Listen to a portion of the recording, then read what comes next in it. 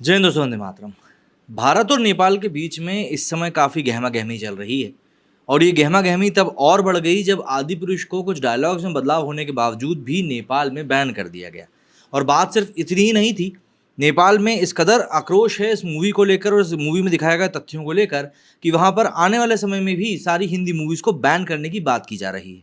और कहीं न कहीं मुझे नेपाल की तरफ से जो डिसीजन लिया गया है वो ठीक भी लग रहा है। वो इसलिए क्योंकि इस चीज़ से भारत को ये सीखना चाहिए कि यदि कोई चीज़ गलत आ रही है, भारत के लोगों को सीखना चाहिए कि यदि कोई चीज़ गलत आ रही है और उसमें गलत तथ्यों को दिखाया जा रहा है, साथ ही साथ हमारे भगवान के साथ जो कि हमारे लिए पूजनीय है, उनका अपमान किया जा रहा है किसी भी तरीके से, उसके खिलाफ किस तरीके से कदम उठाना है। तो भाई नेपाल से इस समय ये खबर निकल कर आ रही है। कुछ दिनों पहले भी ऐसी ही खबर आई थी, हालाँकि तब कुछ बदलाव किए गए थे, लेकिन अभी के संदर्भ में क्या कुछ चीज़ें हुई हैं, वो ज़रा जान लेते हैं।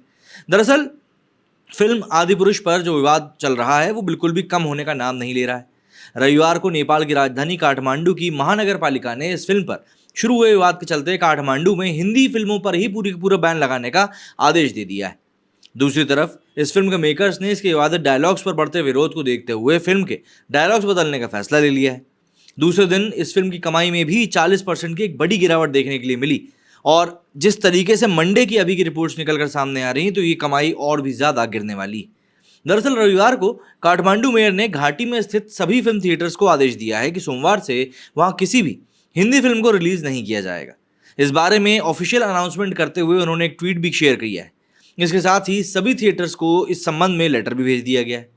दरअसल अगर इस विवाद की बात करें तो ये सारा जो विवाद हुआ है वो फिल्म में सीता माता को भारत की बेटी बताने पर हुआ है।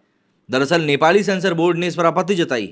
उन्होंने कहा है कि सीता जी का जन्म भारत में नहीं बल्कि जनकपुर नेपाल में हुआ था। हालांकि इस विवाद के बाद मेकर्स ने फिल्म से वो डायलॉग तो हटा दिया, जिसके बाद फिल्म को वहां पर रिलीज करने की अनुमति मिल गई थी, पर सीता के जन्म स्थान को लेकर विवाद अभी भी जारी है। कुछ लोगों का मानना है कि सीता का जन्म नेपाल में नहीं बल्कि बिहार स्थित सीतामढ़ी में हुआ था। हालांकि अगर हम लोग मोटे तौर पर देखें तो हकीकत में यही बात है कि जनकपुर जो कि अब नेपाल में है, वहीं पर सीता जी का जन्म हुआ था। दूसरी तरफ फिल्म से जुड़े विवादों का असर फिल्म के कलेक्शन पर भी पड़ना शुरू हो चुका है।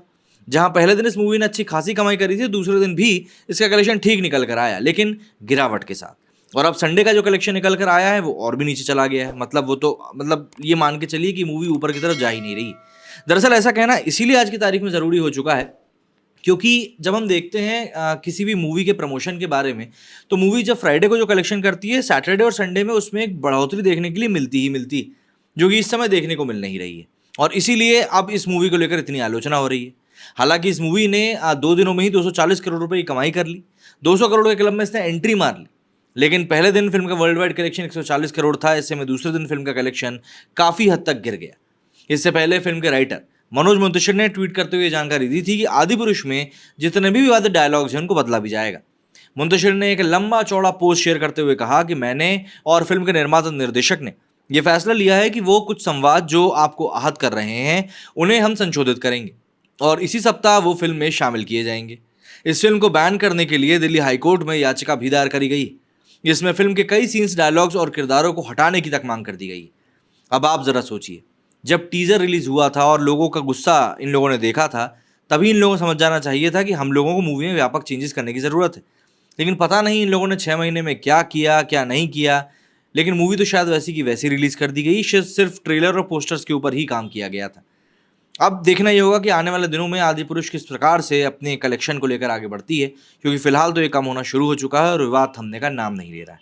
मेरे स्टूडियो फिलहाल इतना ही। जय हिंद, जय भारत।